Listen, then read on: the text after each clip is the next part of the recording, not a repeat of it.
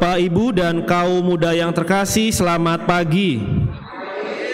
Seseorang itu bisa dikenal dan diidentifikasikan siapa dirinya dari aktivitasnya, dari rutinitasnya, dari kemampuannya maupun dari kehidupannya sehari-hari itu seperti apa dan sebagai siapa.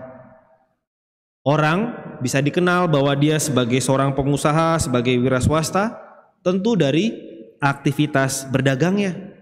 Buka toko, jualan, oh dia pengusaha, dia wira swasta. Mengaku diri sebagai dokter dan dikenal sebagai dokter, ya tentu dari aktivitasnya. Oh iya, dia buka praktek dan beliau memang profesional di bidang medis. Mengaku diri dan dikenal sebagai seorang sopir angkot, ya tentu karena dia bisa nyetir kendaraan, bergaulnya di terminal dan tahu trayek mau kemana, tahu saya semuanya karena saya sopir angkot. Nah, identifikasi seseorang dikenal sebagai siapa sangat jelas dari aktivitasnya. Pun demikian, seseorang dikenal sebagai dia orang beriman juga bisa dilihat dari aktivitasnya.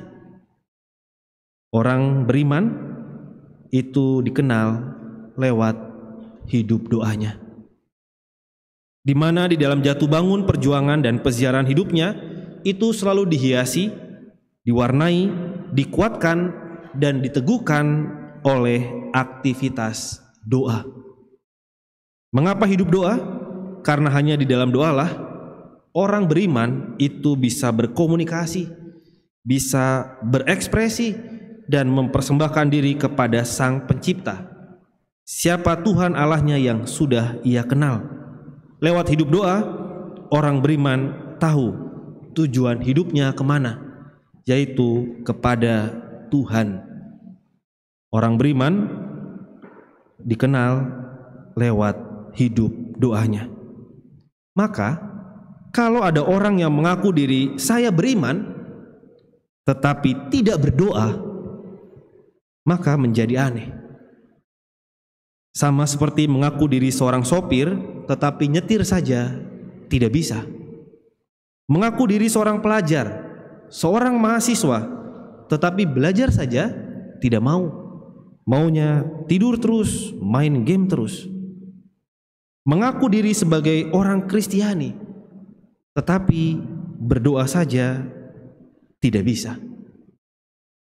Update status Instagram, WhatsApp status, setiap hari, setiap detik mengupdate kepada dunia. Sedemikian sering, bangun pagi sampai tidur malam semua diupdate kepada dunia.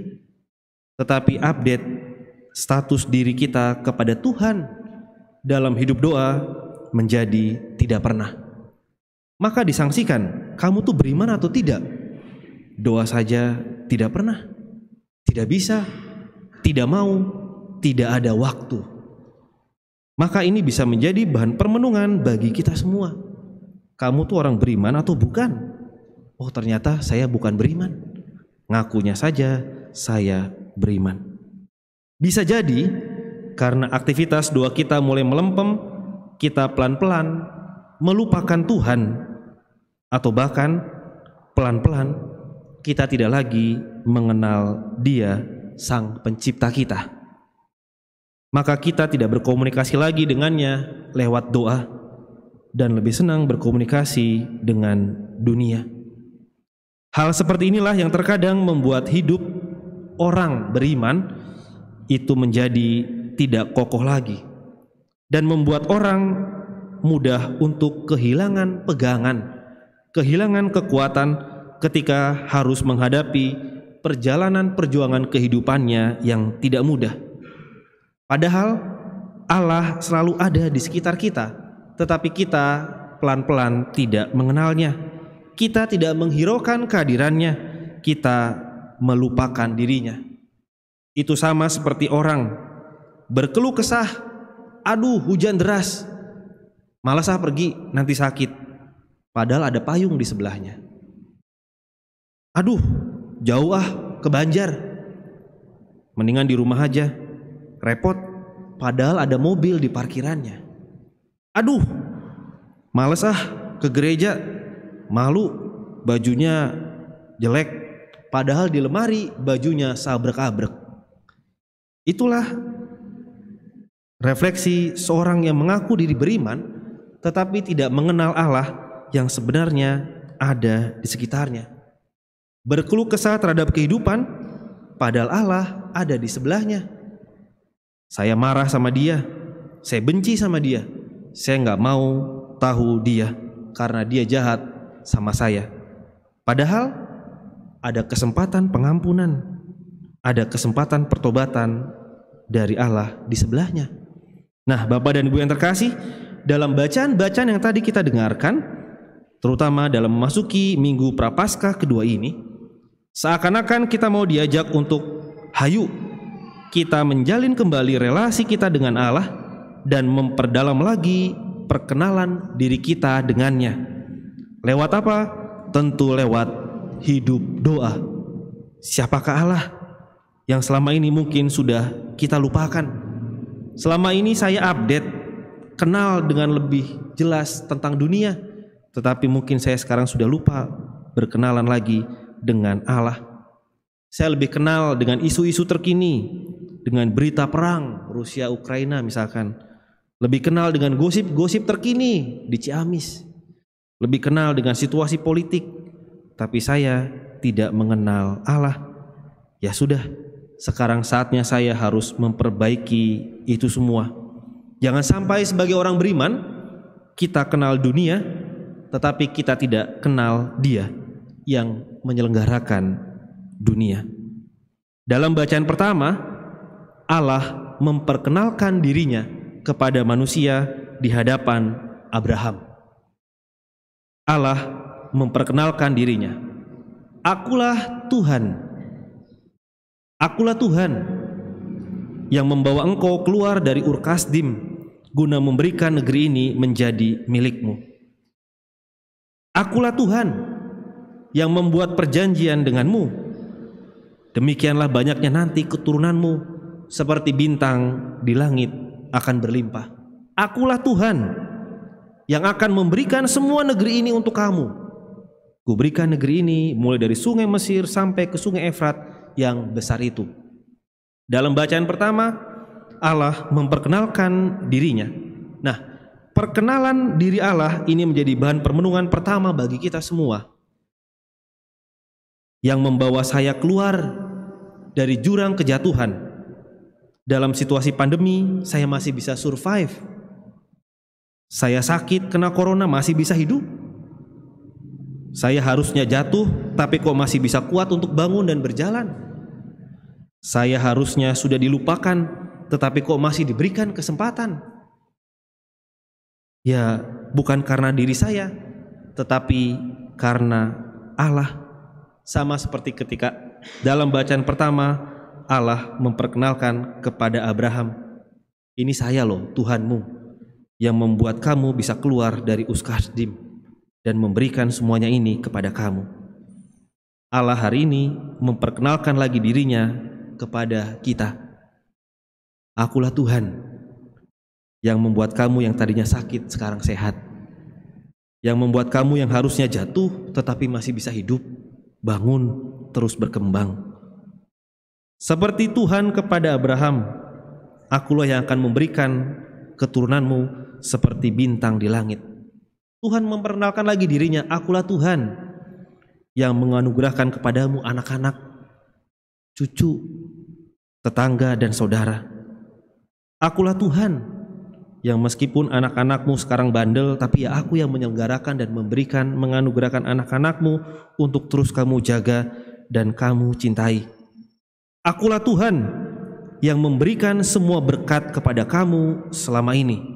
Sebagaimana kepada Abraham, semua negeri ini aku berikan kepadamu dari sungai Mesir sampai ke sungai Efrat.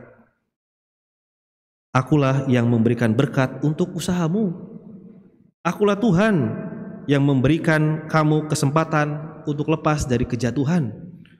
Akulah Tuhan yang memberikan semua fasilitas hidupmu dari dulu sampai sekarang. Maka bacaan pertama dari kitab Kejadian mau membawa refleksi kepada kita semua untuk hayu kita kenal lagi siapa Tuhan kita. Allah hari ini memperkenalkan dirinya kepada kita. Akulah Tuhan Allahmu. Dalam bacaan Injil, perkenalan Allah semakin lengkap. Allah memperkenalkan putranya Yesus Kristus kepada Petrus, Yohanes, Yakobus. Setelah memperkenalkan dirinya dalam bacaan pertama, kini Allah memperkenalkan kemuliaan Yesus. Ketika sedang berdoa, wajah Yesus berubah dan pakaiannya menjadi putih berkilau-kilauan. Allah memperkenalkan siapakah Yesus. Siapa? Yaitu anaknya. Kata Allah, inilah anakku yang kupilih, dengarkanlah dia. Maka Bapak dan Ibu yang terkasih, semoga di masa Prapaskah ini setidaknya ada dua hal yang bisa kita perjuangkan sebagai bagian dari amal pertobatan kita di masa ini. Yang pertama, mari kita berusaha untuk semakin mengenal Allah yang hadir dalam kehidupan kita ini. Apapun perjuangan, kegembiraan dan sukacita kita, kesedihan maupun kejatuhan kita, kita diajak untuk terus mengenal Allah yang senantiasa setia menemani kita. Yang kedua, mari kita berusaha untuk setelah mengenal Allah, kini saatnya kita memperkenalkan Allah lewat kehadiran kita di hadapan sesama. Kemanapun kita pergi, kepada siapapun kita berjumpa, diutus, kiranya kita bisa menampakkan wajah Allah kepada mereka, sehingga ketika mereka mengenal kita, mereka mengenal Allah yang kita imani. Ingat, dalam bacaan Injil hari ini, wajah Yesus berubah berkilau-kilauan penuh kemuliaan. Ketika dia sedang apa? Ketika dia sedang berdoa. Wajahnya berkilau-kilauan penuh dengan kemuliaan. Maka, kalau Bapak Ibu mau wajahnya berkilau-kilauan penuh dengan kemuliaan, kita berdoa. Wajah berkilau-kilauan itu bukan karena kosmetik, bukan serum anti-aging, bukan karena obat awet muda, bukan karena apa-apa, tetapi karena hidup doa. Wajah berubah menjadi penuh kemuliaan berseri-seri, bukan karena editan Photoshop aplikasi di handphone, bukan karena clean eating, tapi karena hidup doa. Yesus wajahnya berubah berkilau-kilauan penuh kemuliaan ketika dia sedang berdoa. Maka mari Bapak dan Ibu yang terkasih, kita bersama-sama memperjuangkan hidup doa kita. Jangan sampai kita mengaku diri sebagai orang beriman, tetapi kita melupakan hidup doa. Gak mungkin Romo, masa wajah saya bisa jadi awet muda karena doa? Saya kan hidung, masa jadi berkilau-kilauan? Lihat bacaan kedua Paulus kepada jemaat di Filipi. Tuhan Yesus Kristus Sang Penyelamat yang akan mengubah tubuh kita yang hina ini, yang jelek ini, yang busuk ini menjadi serupa dengan tubuhnya yang mulia. Yesus akan mengubah hidup kita, tubuh kita, wajah kita menjadi serupa dengan tubuhnya yang mulia. Maka jangan heran kalau ada orang melihat, ini orang sebenarnya mah jelek, hidung, tapi kok cerah mukanya ya. Wajahnya penuh dengan sukacita, wajahnya penuh dengan kegembiraan, wajahnya kok adem. Ya mungkin karena dia sungguh-sungguh menghidupi hidup doa, mengenal Allah dan akrab dengan dia. Maka Bapak dan Ibu yang terkasih, mari kita menampakkan wajah kemuliaan Allah lewat diri kita kepada sesama. Jangan lagi kita menampakkan wajah keberingasan, wajah kejahatan, wajah kesombongan, wajah permusuhan, wajah balas dendam, wajah kebencian. tapi tetaplah berjuang untuk menampilkan wajah kemuliaan Allah lewat wajah kita yang kita hadirkan kepada sesama. Kemuliaan kepada Bapa dan Putra dan Roh Kudus,